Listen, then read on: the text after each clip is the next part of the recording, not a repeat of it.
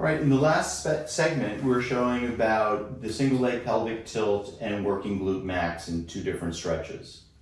So with a quick review of that, this is our neutral position. We're starting here, so your client can actually be mobile with their adductors and come toward you. You start in here, they're not going to be able to move.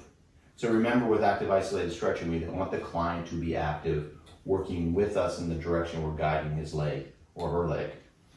So the first one was coming across. So we were here for glute max, and we did several repetitions of this, having the belt on to help stabilize them so they're not rolling on the table. Then we externally rotated 45 degrees and coming up toward the opposite shoulder. So we're coming up this way. You can see how we'd be getting additional fibers here. So now we're getting the oblique fibers. We wanted to really talk about piriformis for this segment. And so piriformis comes across the gluteal fold at a 15-degree incline.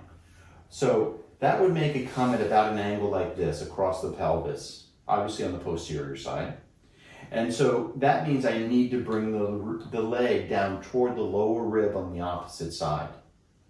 When I'm here, I undershoot it.